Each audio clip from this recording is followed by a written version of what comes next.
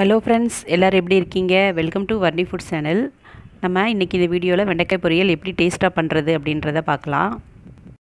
வெண்டைக்காய் பொரியல் இந்த மெத்தடில் நீங்கள் செஞ்சு பாருங்கள், ரொம்ப டேஸ்ட்டாக இருக்கும். ஸ்கிப் பண்ணாமல் பாருங்கள் இந்த வீடியோவை. இப்போது நான் ஒரு கடாயை சூடு பண்ணி அதில் 3 டேபிள் ஸ்பூன் எண்ணெய் ஊற்றிருக்கேங்க. இந்த வெண்டைக்காய் பொரியலுக்கு எண்ணெய் கூட கொஞ்சம் ஊற்றினா நல்லாயிருக்கும். இப்போது எண்ணெய் சூடானதும் கடுகு, உளுந்தம்பருப்பு, கொஞ்சமாக கருவேப்பிலை சேர்த்துக்கலாம். அடுத்து இது கூட ஒரு 10 சின்ன வெங்காயம் நீளமாக கட் பண்ணி சேர்த்துக்கலாங்க. இப்போது வெங்காயம் நல்லா வதங்கட்டும். வெங்காயம் வதங்கினதுக்கப்புறமா நம்ம வெண்டைக்காயை சேர்த்துக்கலாம். இப்போ நான் வெண்டைக்காய் நான் தின்னாதாங்க கட் பண்ணியிருக்கேன். நீங்கள் உங்களுக்கு எப்படி வேணுமோ அப்படி கட் பண்ணிக்கலாம்.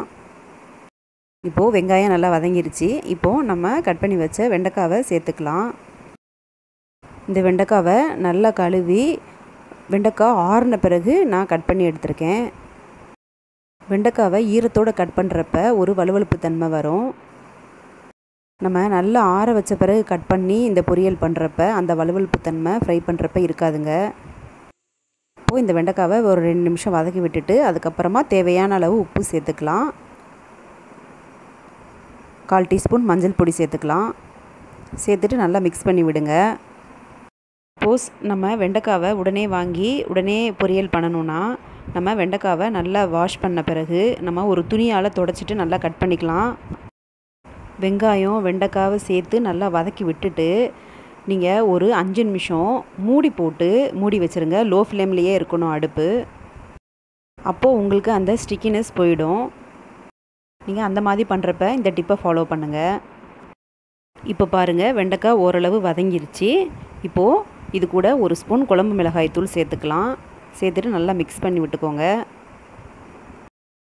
2 நிமிஷம் நல்லா வதக்கி விட்டுக்கோங்க. இப்போது உங்களுக்கு இன்னும் கிறிஸ்பியாக வேணும்னா நல்லா இன்னும் டீப் ஃப்ரை பண்ணலாம். இப்போது இந்த வெண்டைக்காய் பொரியலில் நான் வறுத்த வேர்க்கடலையை பொடி பண்ணி சேர்க்க போகிறேங்க. இது பொரியலுக்கு தனி டேஸ்ட் கொடுக்கும். ரொம்ப சூப்பராக இருக்கும். வறுத்த வேர்க்கடலை மட்டும்தாங்க சேர்க்குறேன், வேறு எதுவும் சேர்க்கலை. சேர்த்துட்டு நல்லா பொரியலோடு மிக்ஸ் பண்ணி விடுங்க.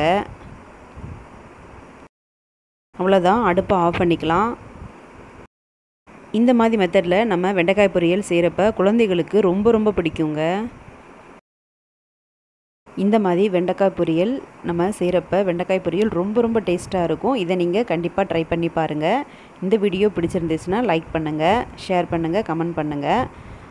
VarNiv ஃபுட் சேனலை சப்ஸ்கிரைப் பண்ணாதவங்க பண்ணிவிட்டு பக்கத்தில் இருக்க பெல் ஐக்கானை ப்ரெஸ் பண்ணிக்கோங்க.